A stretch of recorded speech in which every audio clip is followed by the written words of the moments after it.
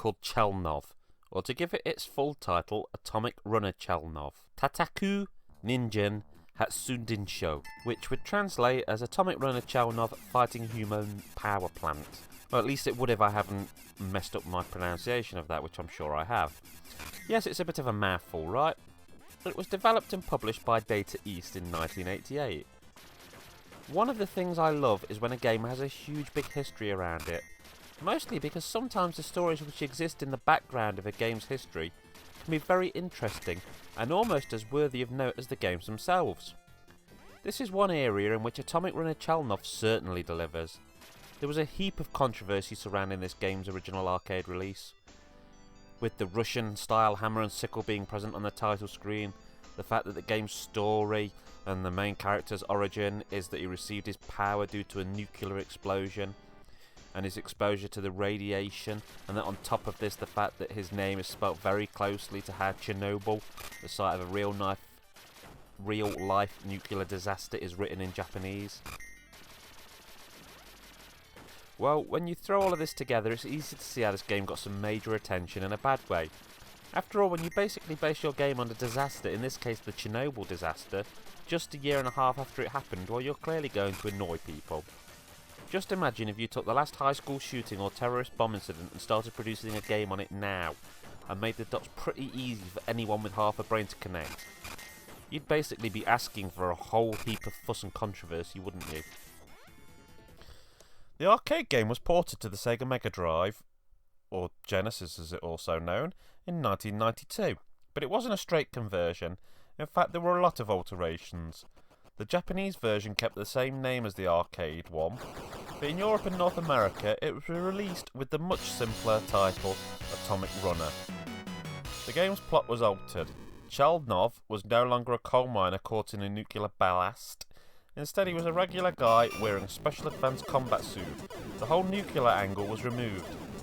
In fact, basically the whole story was changed. Okay, so I'll quickly run down this version of the game's story and all of its B-movie glory. Chelnov was a young scientist who worked with and lived with his father and sister. They lived a happy and peaceful life, and then one night Chelnov went for a jog. Whilst jogging, he heard a huge explosion coming from the direction of his home. He ran back home to find his father barely conscious. With dying breaths, he explained that beings called the Deftarians had caused the explosion, and that they were a species who'd ruled over Earth long before the dawn of mankind, and that they'd returned now to claim what once was theirs. Apparently, Chelnov's father had known about them all along, and that's what all of his and his family's research was for.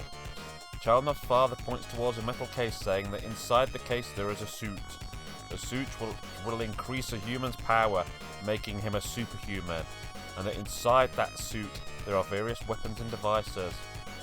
Chelnov's father tells him that he must put on the suit and defeat the Deftarians. And not only does the fate of the world lay in his hands, but also the fate of his sister, who has been kidnapped. With this, Chelnov's father passes away, and Chelnov puts on the suit and becomes the Atomic Runner.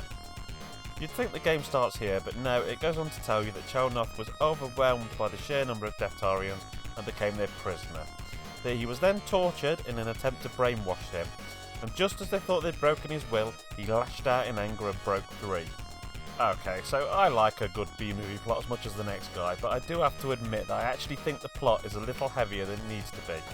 Yeah, there is a million games and films where someone killed someone's dad or kidnapped someone close to the main character, but do we really need to give the player 3 reasons to hate the game's villains? Surely either they killed the father, the kidnapped sister, or the imprisonment and torture on their own would be enough to explain why Chelnov's had a pretty bad time and wants to defeat the bad guys. But we don't really need to throw cliché on top of cliché, do we? So you start the actual game by breaking out of an alien facility. The game plays like a run and gun game, except it's auto-scrolling. This kind of makes it feel unique compared to a usual run and gunner. And in honesty, I find the fact that it's always pushing you forward as opposed to letting you kind of just stand about adds to the game's arcade feel. There's a variety of weapons and power-ups to collect, a whole bunch of enemies to kill, some pretty awesome bosses, and so much more. The game controls can best be described as interesting. So what can you do in your superpowered suit? Or you can fire right, you can fire left, and you can jump. You need to fire backwards and forwards as enemies will come at you from both directions. As previously mentioned, you're always travelling forwards. You can move further forwards on the screen, but as it's always scrolling, you can't properly go backwards. You can back up against the screen, but you can't travel backwards. An interesting thing is that as well as shooting enemies, you can also jump on them in order to harm them. When you do this, you will hurt them and simultaneously bounce off them as well. In this way, you can sort of bounce from enemy to enemy. Also, when you're jumping, if you land on top of an enemy, you'll bounce off and do damage instead of dying, which is very handy. This is a key mechanic. However, be sure that you're jumping. If an enemy hits you from below while you're on the ground, you'll die. Your boots only provide invulnerability when you're not touching the ground, for whatever reason. This can be frustrating when you try to jump on an enemy under the floor, but just miss and they come up under you and kill you. Jumping on enemies can be a little hairy, but you've got to do it. This is the only controls related complaint I have with the game. Jumping on enemies mostly works fine, but could have been done a little better. It's important to know that you die in one hit, be it as a hit from a bullet or physical contact with an enemy. Well, physical contact apart from the contact of your jumping boot on their head. There's no shield. When you die, you get sent back to the last checkpoint. Fortunately, this game has a fair few checkpoints, so you don't usually lose too much progress. The game is a pretty darn hard game with its one-hit death scenarios, but this is helped by the large amount of checkpoints and also the fact that if you keep dying without making progress, then the game will put more powerful power-ups in front of you to try and help you. It's still a hard game, and this doesn't totally negate that, but it does make things a little bit more bearable at times. This game is one of those old games which is actually rather short. Its difficulty kind of makes it seem longer than it is. In all honesty, if the game was easier, then you'd simply fly through it. The graphics for this game are a little hit and miss. As far as its arcade conversion status goes, well, I'd argue that the graphics here are actually an improvement over their arcade cousins.